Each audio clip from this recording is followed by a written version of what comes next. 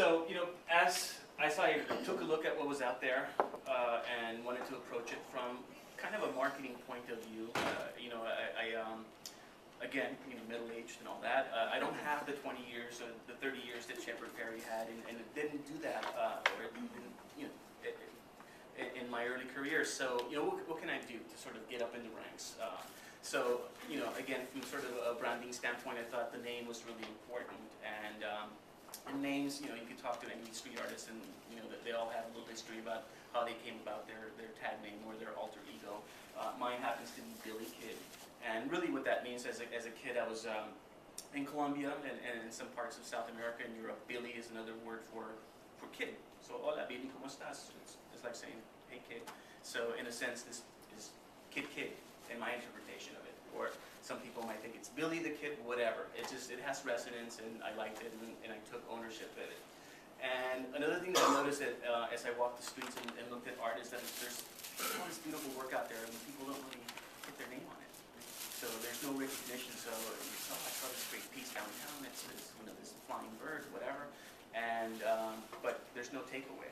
So there's no branding. So I didn't want to make that mistake coming on again. I wanted to sort of climb the ranks as quickly as possible. So again, sort of using marketing and different tools or my branding experience to figure out how to do that with no budget. I mean, basically, this is all sweat equity that I've done in the last 3 years. So basically, I decided to approach it, street art, from a branding standpoint. I'm going to call myself Billy Kid. That's going to be my alter ego. And I'm literally going to be a brand. I'm going to go out and say I'm a brand. So I came up with Billy Kid Brand. At first, there's a lot of mixed emotions out there. There's a lot of animosity. There's a lot of hatred between groups, whether you're a traditional graffiti artist or a street artist, a stencil artist or sticker artist. There's a lot of what we call beef, and I didn't know this coming in. So it was a big learning curve that, there's guys out there that just want to beat the shit out of me because here I am coming at it from a sort of marketing point of view. I'm not like this guy from the Bronx that, grew up spray painting the trains. So, and then there is, there's a big separation between the people that call themselves street art and the traditional graffiti artists. The basic line of difference is that a graffiti artist tends to have, come up on the streets and is self-taught, where a lot of street artists that are out there now went to art school like I did and sort of have like a traditional training. So, and that's pretty apparent when you start seeing the work. So there's animosity, which I didn't understand. I mean, this is, I started doing 3 years ago, and we're in the middle of this war, and I'm thinking, boy, if artists can't even get along on the streets, how can we expect the world to get along? I mean, come on. So, but that's what I ended up doing, and that's how I approached it, and that's how I began. So, one of the things I wanted to do is make sure that everything that I put on the streets has my name on it. So whether you like the piece, whether you smile at it, hate it, tag it, tear it down, I just want to make sure that you walk away knowing that this was put up by Billy Kid. So in everything that I did early on, whether it's stencil work, the prior piece was a wheat paste, I want to make sure that Billy Kid is the takeaway. So, making large posters, this is about 6 feet wide. Again, size is really important, so the larger you get, the better it is for recognition and visibility. But I also wanted to sort of, play around from a graphic point of view and approach street art that way.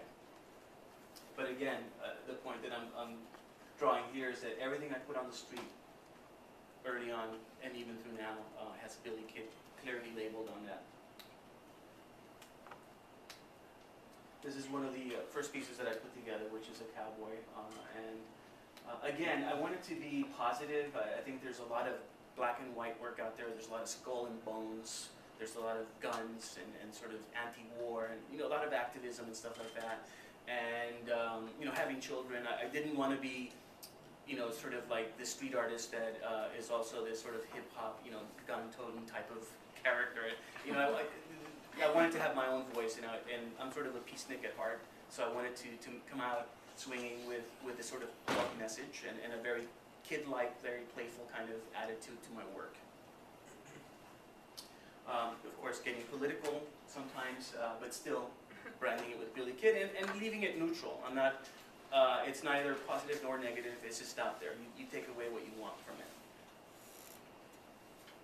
This is a stencil piece. A Barack Obama piece a stencil that I put together.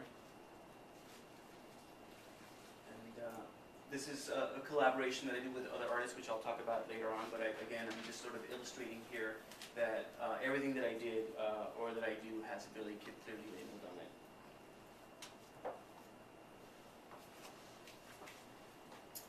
So another thing that I discovered when I stepped out onto the game was that there's an actual community out there.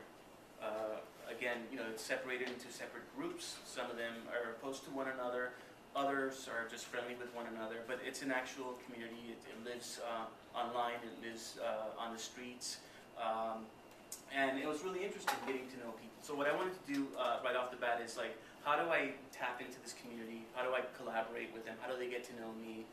And that way we could leverage each other's history to better ourselves and to get the word out. So what I started doing early on was changing stickers. Sticker culture is a big offshoot of graffiti, and it's the easiest form to put up because you can carry your stickers in your pocket and just tag anywhere you please. And I've noticed that everybody, kids, grown-ups from all over the world that were doing stickers, were trading stickers with one another, but for collecting. They would put them in their so-called black books, and it's fun. It's sort of like collecting baseball cards. But, the thing is that to me they belong on the street. So I started taking people's work in and then putting them up in New York, but not just putting them up for the sake of putting them up, but documenting them as well. And then putting some sort of iconic image of New York in the background so that when the artist that sent me this particular artist is from Chicago, would see this online, he would be, this is great, I'm in New York, and I'm clearly in New York. So that just drove the power from people from all over the world to take notice of what I was doing and want to trade stickers with me. So again, this is sort of like tapping into the community and using that leverage to gain notoriety. And again, what I did is collected stickers, and I made sure I documented each of the stickers with one of my own, and carefully made sure that there was an iconic image of New York in the background. Another benefit of that is that as you put these things on blogs, you put them on social networks, and people look through them, they might steal it. They might say, hey, we're doing a piece on what is this, Washington Square, the monument, and it might end up in some blog. I find my work everywhere, and to me, that's fine. A lot of people object to that for copyright reasons, but to me, it's just another way to get the word out. It's a benefit. For the artists that were sending me stickers, they were just gaga to see their work so clearly defined, so clearly labeled, and in New York. Because I think everybody sort of understands that graffiti was really born here in the East Coast, particularly in New York. So again, I'll go through these, but you'll just see that documentation with various artists.